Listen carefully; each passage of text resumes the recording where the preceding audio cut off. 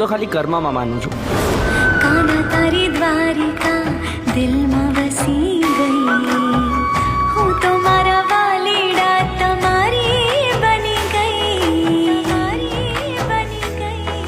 એ મન મક્કમ કરીને મારી વાત સાંભળજે.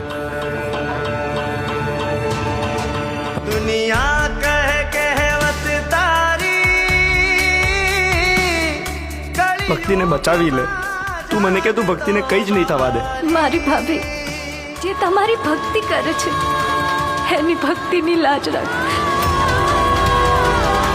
યશ, હવે તમારે આ બીજ ભરવા રણુજા જવું પડશે અને આપણી માંદા પૂરી કરવી પડશે. ભક્તિ તું પ્લીઝ બંધ કર. શું દર વખતે રામાપીર કરે છે? તારા રામાપીર તારી સાચો હતો તારી આ હાલત હોત. એક વાત પૂછું, બટ તમે અચાનક આવ્યા ક્યાંથી? કેમ? તે ભગવાનને યાદ કર્યા હતા ને? તો રામાધણી એના ભક્તોની મદદ કરવા માટે કોઈ પણ સ્વરૂપે પહોંચી જ જાય છે. વજો મારા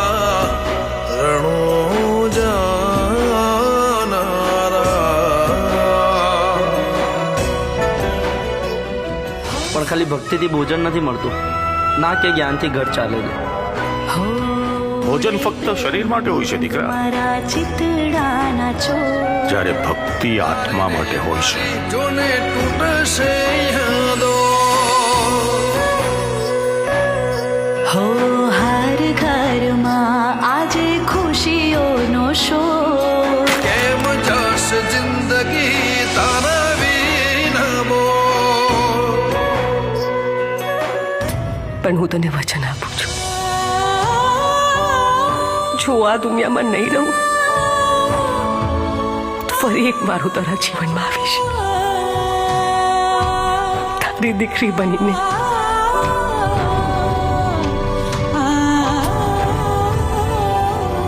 માણસના જીવનમાં દુઃખ આવે તો એ દુઃખ પહાડ જેવું લાગે છે. તો એ સમયે માણસને ભક્તિ જ્ઞાન રૂપી તત્વ સમજાઈ જાય અને દુઃખ પ્રેરણા બની જાય છે.